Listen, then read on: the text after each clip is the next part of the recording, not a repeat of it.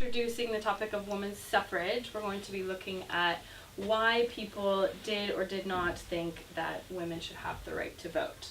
So to start off, let's take our own vote on a couple different items. So by a show of hands, who should play a concert at Incarnate Word? Do you think it should be Shawn Mendes? Hands up for Shawn Mendes. No? Okay. Who do you think should reunite One Direction? Hands up for that. No? Okay. How about Taylor Swift? Hands up for that. Okay, 1 vote for Taylor Swift, and hands up for Bob Dylan. Okay, 2 for Bob Dylan. Now, what is the most pressing social cause in your opinion? We have foreign aid for development assistance. Hands up for that. No? What about Syrian refugee migrant crisis? 2 up for that. Environmental concerns? 1 up for that. Okay, so homelessness, we'll leave that.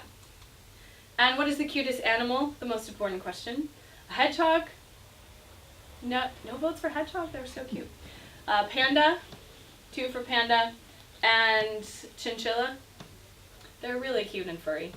And then teacup pig. Those are pretty cute too, but you do have to just choose one. Okay, so the answers that count, we have Sandip as the only male in the room. His votes are the only ones that count. So sorry ladies, the rest of you don't actually get to count your votes. You can have an opinion, but you can't count it, and it won't be official. So Sandip, you said the band should be Bob Dylan, is that right? Yeah. And your cause was? Refugee migrant crisis. Refugee migrant crisis, and the cutest animal? Was the panda. Okay, so there you have it ladies. Sorry that your votes don't count. So if we were in the 1800s, your votes wouldn't count, and that's why a lot of people were fighting for that right. Our objectives today, to understand why women wanted the right to vote. Not all women did, so we'll discuss that. Identify some anti-suffrage and pro-suffrage arguments. Now the word suffrage just means right to vote. So anti would be those who think that women should not have the right to vote, and pro think that they should. And we're going to increase our awareness of the development of suffrage and equal opportunities in society. So that's sort of the broader concept. So as we discuss this, we need to understand the concept of separate spheres. What do you think that a separate sphere might be? What do you think that concept might mean as it applies to women and men? An area of something. An area of something. Okay. Anyone else? The public and the private. The public and the private. Okay, good. Both good answers. In this particular role, women were supposed to be separate from men and have separate roles. So the idea that women sort of were in control of the domestic sphere but did not wade into politics or into the world of work in a lot of ways, that's what that means. So caring for children, things like that were all things that women could do, but the world of politics and work generally belonged to men. Yes? In that case, who would make important decisions about the children's lives? Oh, good question. If that is on any grand scale, for example, about policies in education, that would be men who are the lawmakers and who are influencing politics. On the smaller scale, that tended to be women within the home, but men often had sort of the final say in how the home was operated, even though that was meant to be the woman's sphere. Good question. Any other questions? Okay, so as we look at the late 1800s, we're going to talk about how the women's sphere was extending. We talked about separate spheres and what that means. The idea that women were expected to stay out of politics also was backed up by the idea that women had special duties as what we call social housekeepers. So the idea that they were raising up good children and they were possibly involved in church organizations that helped to clean up society without actually being in society.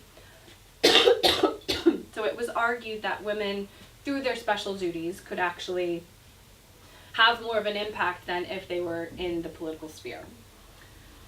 Now, when it comes to working women, a lot more women were working out of economic necessity, some out of desire, but a lot out of economic necessity. And this led to women organizing into trade unions. For example, the Women's Trade Union League organized to help protect the rights of women, particularly when it comes to safety. And these women argued that we need to have the right to vote so that we can influence policy that keeps women safe in the workplace. That was one of their arguments. Women were also beginning to demand equal rights, things like equal pay, things like the right to initiate divorce, and all of those factors fed into wanting to have the right to vote. Yes? When women were making these demands, through what means were they making these demands? Most of the time it was through organizations like the WTUL. They were also publishing newspapers, pamphlets, things like that, in order to distribute their goals as well. What's the WTU? Sorry, the Women's Trade Union League. Good question. So, okay. And women were becoming more active as, as you just asked, how were they doing that? They're organizing, they're forming clubs that sometimes were just social clubs, but also it was a way to get together and discuss issues. And it might be that some of these women were trying to influence men to vote in certain ways or to pass certain laws. So even though they didn't have the direct right to vote, they were trying to influence politics indirectly. Did they do that at home, trying to influence husbands and things like that, or?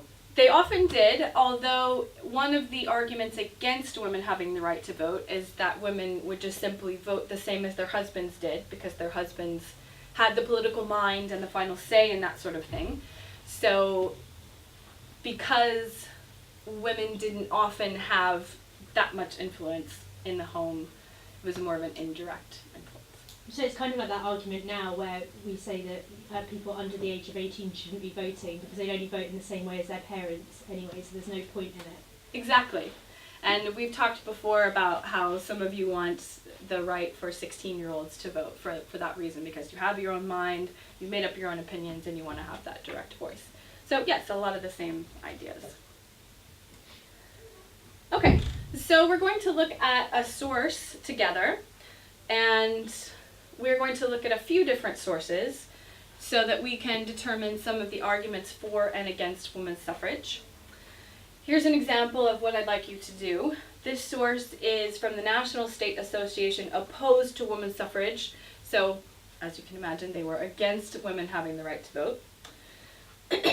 This says, because the great advance of women in the last century, moral, intellectual, and economic, has been made without the vote, which goes to prove that it is not needed for their further advancement along the same lines. So, some examples that we can pick out of that for the against side would be that women have gained a lot in the last 100 years without the vote. So in other words, maybe they just don't need it. And having a political voice is unnecessary to help women achieve better economic status. So that's what this source argues. Now, if you could look at Activity 1, the document analysis, and also take out the chart. We're going to look at source 1 together and fill in the chart, just like in the example. Okay, so Lauren, would you read the introduction underneath the cartoon? This 1869 lithograph by Currier and Ives is a satire that depicts a male illustrator's nightmare about the triumph of feminism. Women with names like Miss Hangman and Susan Sharptongue smoke cigars, vote in elections, run for public office, abandon childcare, and generally take over society from men. The sign reads, "Vote for the celebrated man-tamer." Okay, so let's talk about this cartoon for a minute before we fill in the chart. What is going on here? What are these women doing? Being men. Okay, they're acting like men as far as the cartoon is concerned. They're trying to do things that are in the men's sphere. So just as we talked about, women were expected to sort of be in the domestic sphere. And they're acting like men. And she's pushing the man back into the the home, into the female sphere by giving him the baby. Right. So they are illustrating, if you had switched the separate spheres, what it would look like. Now, does this person like the idea of women having the right to vote or not? I think it's trying to highlight the ridiculousness of the situation, like the idea that if you give these women the vote, that they are going to just start acting like irresponsible men and start kind of it's like turning the country up on its head, and what kind of negative impact that might have. But it's a satire, so therefore Correct. It's clearly poking fun at that prospect rather than necessarily agreeing with it. Right, because realistically, if women are given the right to vote, are they automatically going to reverse out of their sphere and push men into the home? Is that realistic? Well, I know when I first voted, I just became adult overnight. There you go. Such a big change, yeah. Yes, it's not quite so big of a change as a lot of people thought. So this is satirical. So what's one thing that we could put in the chart for notes on the arguments for suffrage? In other words, the women were unlikely to start acting irresponsibly just because they've gained the vote. right. So women are unlikely to start acting irresponsibly. What's something else that we could put in the arguments for suffrage category? Are these women seen as capable and intelligent, or are they just presented as sort of ridiculous and absurd? Or do you think that the cartoonist is trying to give the message that they are actually intelligent and therefore they're not going to reverse society, but they can vote with their own heads and still be women? Well, they seem like independent women, so it seems like that they absolutely will be able to take on their own opinions rather than that of the male. Good. So we can put that in the notes for suffrage category, that women can be independent and make their own minds. Okay, and source 2, some common questions answered. This was someone who favored suffrage. As you can see, she's the president of the General Federation of Women's Clubs. So Sarah, could you read number 1, please, where it starts, do the earnest? Do the earnest. High-minded women of Colorado vote yes, most emphatically. I do not hesitate to say that the best women of Colorado have far more conscience in filling their responsibilities as voters than the men of the same class. It is also true that women of standing in the community have great influence with men who are not particularly interested in public affairs. We are constantly asked by visitors of Colorado, how do you have time to vote? As if voting was like eating or bathing. It takes just about 1 hour in a year to cast all the ballots necessary and allowable. Okay, so something important to note is that before women were given the right to vote on a federal level, which was in 1920 with the 19th Amendment, a lot of states, particularly in the West, like Wyoming, where I grew up, gave women the right to vote before they could vote on the federal scale. Colorado was one of those states where women could vote. So what does she mean when she says that people think it takes too much time to vote? Is that like because they need to understand what they're doing before they vote? Or? Okay, because they need to be informed, possibly.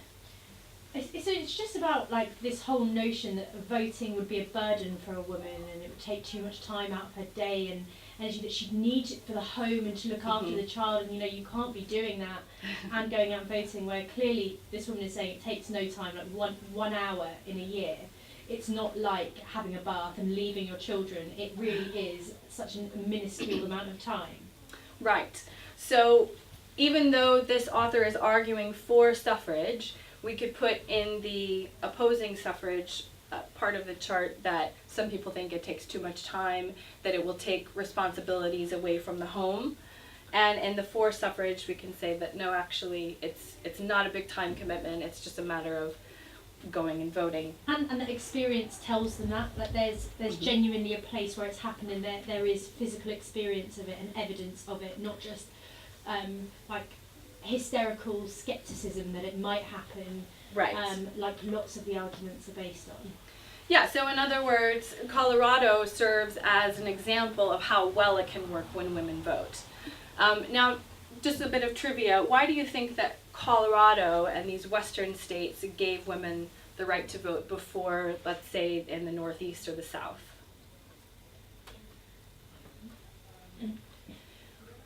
Where is the highest population density in the US at this time? In the east? In the east. Were there a lot of people in these western states like Colorado? No. So how does it help representation as a state if they give women the right to vote? It wouldn't affect it much. Well, if Because it's such a small population, you rely on the women. Otherwise, whoever's being voted in for would be voted in for in by such a small number of people that it would be undemocratic. Right. So the fact that women were given the right to vote in the West is partially because they had more egalitarian values, but it's also partially because they wanted more people to vote so they'd have a greater representation in the federal government. So is it more liberal in general? More liberal in general, yes. And a lot of that has to do with the history of settling the states, because a lot of women had to do, were a big part of setting up the states, and they had more sort of liberalized roles in the setting up of the states. And then, whereas in the east, I guess it was the men that came over, right, set up the states, set up the kind of government, the founding fathers, etc. Exactly. So a lot of it has to do with the long history of the states as well. So tomorrow we're going to look at the actual amendments in the Constitution that talk about suffrage. The 14th Amendment talks about the rights of who can vote. And the 15th Amendment also talks about that. But then we have the issue of women being left out, and then the issue of black men being given the right to vote but not women. So we'll discuss all of that tomorrow. So before we stop today, any questions? Yes. In your opinion, what was the biggest hindrance towards women gaining the vote? Well, we're going to look at more arguments against and for tomorrow, but I think the biggest hindrance were the social values of the time. This idea of separate spheres, that women didn't need the right to vote, they shouldn't have it. There were actually women themselves that argued that women didn't need the right to vote because they didn't care about politics, they didn't want to care about politics, and didn't need to care about politics. So I think the social values of the time were the biggest hindrance to women getting the right to vote, which is why it takes so long. And do you think that there are still some of those prevailing views now, hence why women are still striving for equality? Yes, I think so. I think they're not nearly as extreme, but women have campaigned and continue to campaign for issues of women's rights because that equality has not been achieved. Thank you. Okay, so if you could just write on your exit slips the answers to these questions, and I'll assess them. I'll collect them as you go out and assess them for tomorrow. Okay, thank you. Thank you.